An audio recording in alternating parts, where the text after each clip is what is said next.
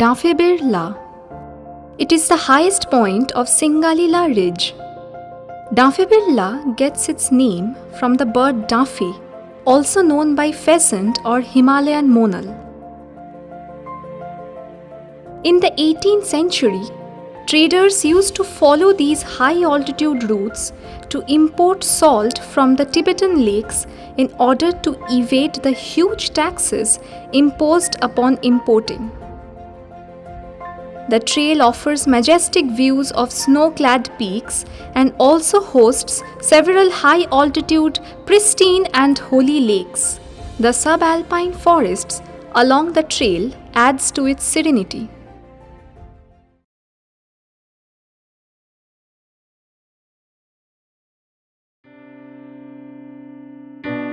We start our trek from Uttare, an isolated and serene village some 30 kilometers away from the popular tourist destination Peling. The beauty and tranquility of the base camp gives an apprehension of the magical route one is going to experience in the higher altitudes of this trek.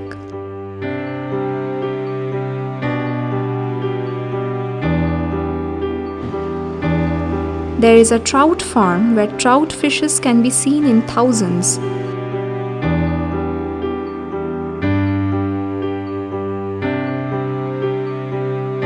The trail pierces through the mosses, ferns and deciduous forests till one reaches the gate of Barse Rhododendron Sanctuary.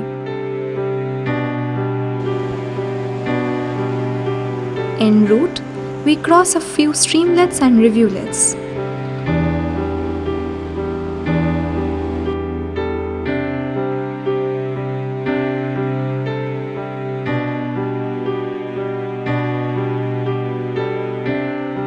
The gradient of the trail is moderate up to the SSB camp of Chitre, beyond which a steep uphill trek finally leads to the first day's campsite at Cheba Bhanjiang. This camp serves as a border post between India and Nepal.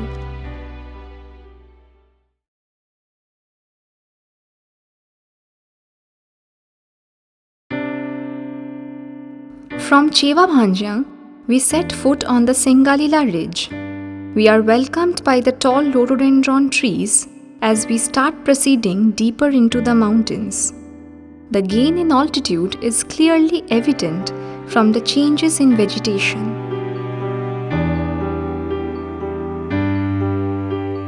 Within the first hour of the second day, we get the first glimpse of the snowy peak, and it is Mount Narsingh.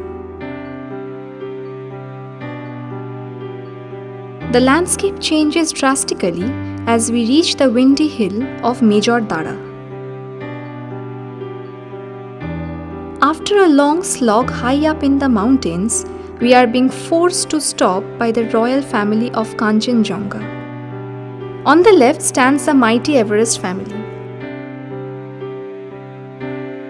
As we move on, we get the first glance of an unknown Pokhri. Pokhri is a Nepali word which means lake.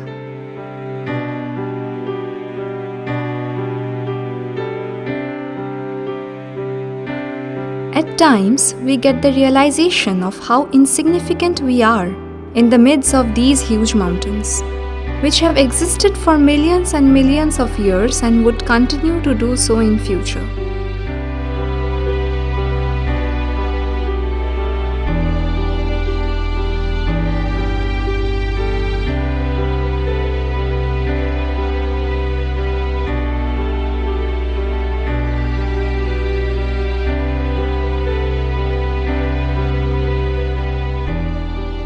We encounter thin sheets of ice on the third day of our trek.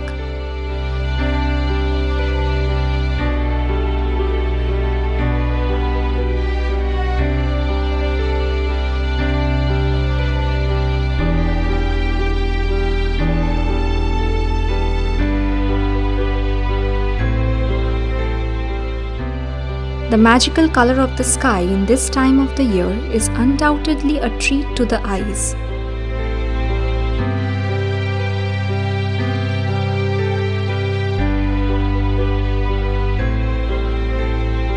Instead of tents, we are going to take shelter inside the yak herders' shelters at Dhur.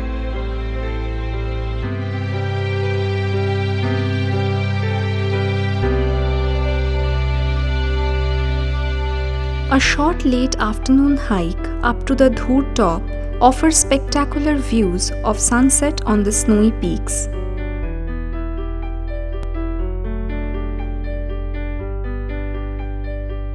Only problem in these remote terrains is the very minimum source of drinking water. बहुत दूर है sir, बहुत बर्फ है, बहुत बर्फ से तरफ रहने से फिर पानी से लेता है सर, बहुत मुश्किल होता है पानी, जो 30 मिनट का रास्ता है।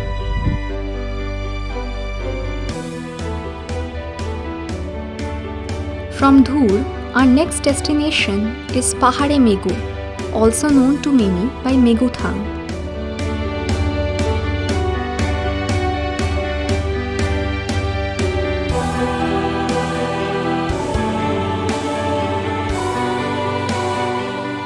The day is going to be less tiring and a bit relaxing, except in a few steep sections.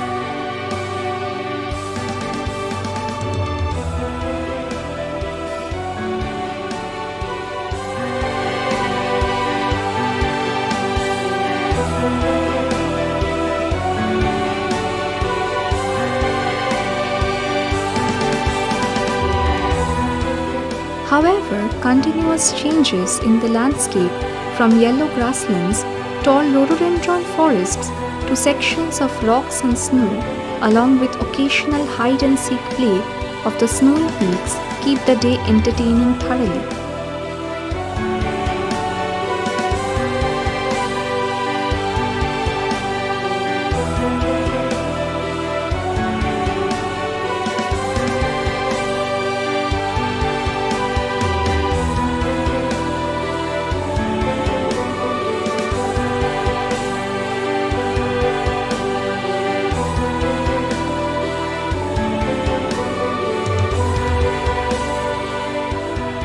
Another night, we are going to take shelter inside the yak herders' makeshift huts on the flat yellow meadow of Pahare Megu.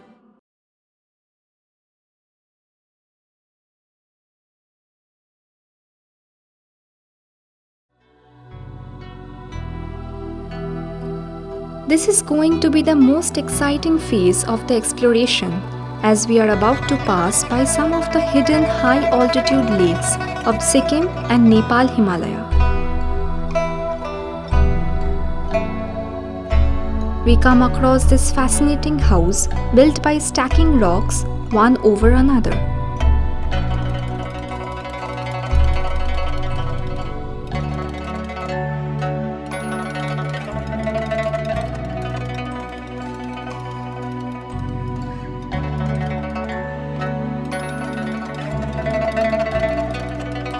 We cross this beautiful frozen stream in one of the rare opportunities in this trek, where we can fill up our water bottles directly from the stream.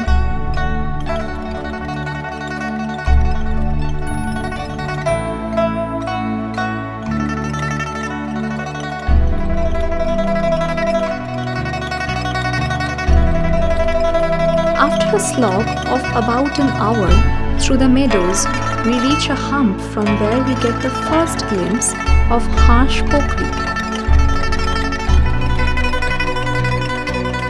Adding to our amazement, the trail leads us to the pair of lakes called Nepali Jumle.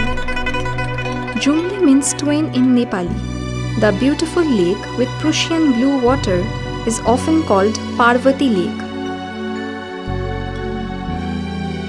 The other one, known by Kailash Lake, is slightly above it, behind another hump. Sadly, it has dried up in this late December. Nepalis believe these lakes to be holy and are sites of pilgrimage for them.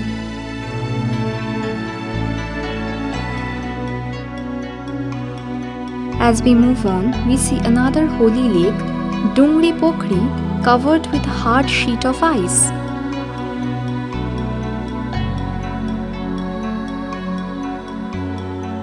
Finally, we reach our campsite beside Lam Pokri, believed to be the holiest of all these lakes.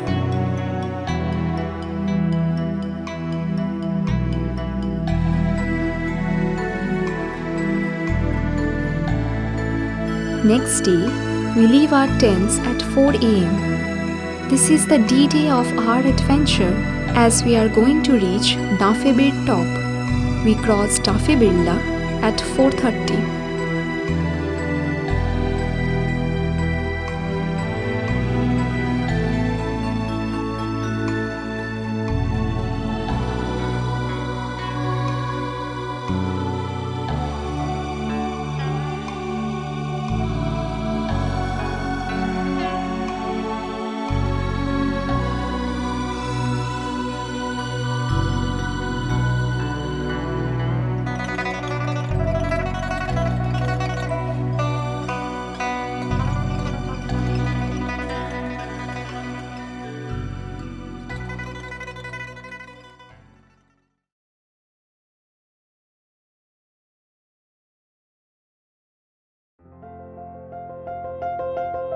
After descending down from Dafebirla, it is the time for us to sit quietly for a while on the bank of Lampokri and cherish for what we have got to experience in this trek.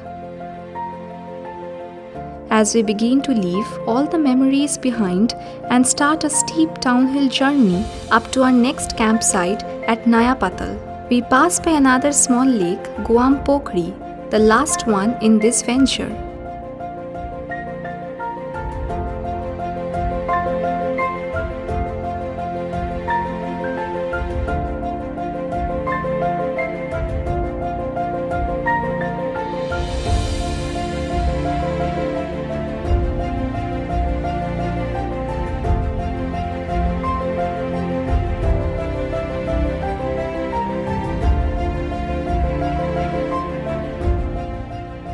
The campsite of Yambung, in the midst of tall fir trees, is undoubtedly the best one so far in this route.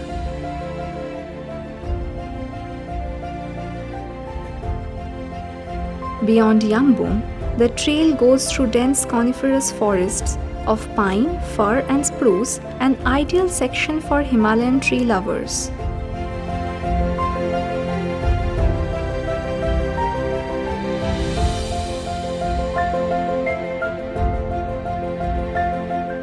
After spending the night at Nayapatal campsite, the day starts with a thrilling experience of crossing a makeshift bridge across river Sankhola.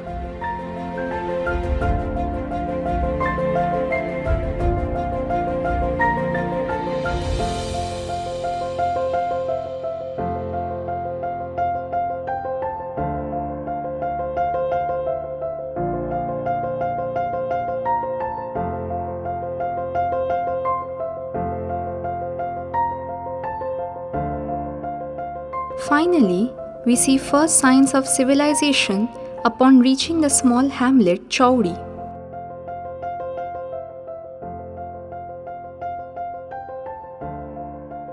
A short but steep downhill trek from Chauri finally brings us back to the roadhead. Hello I am Manoj, I am from Geyzing और मैं वो लोग के भैया के साथ trekking में गया था और जो आप लोग भी हैं, मज़ा आया। इतना दिन आप लोग के साथ रहा, छूटने के लिए तो मन नहीं करता है, ऐसे क्या करें लेकिन आप लोग इतना दिन 7 डेज ऑफ फैमिली के तक रहे है ना, और मज़ा आया बहुत आप लोग के साथ मिलकर। फिर मिलेंगे हो सके तो दोबारा।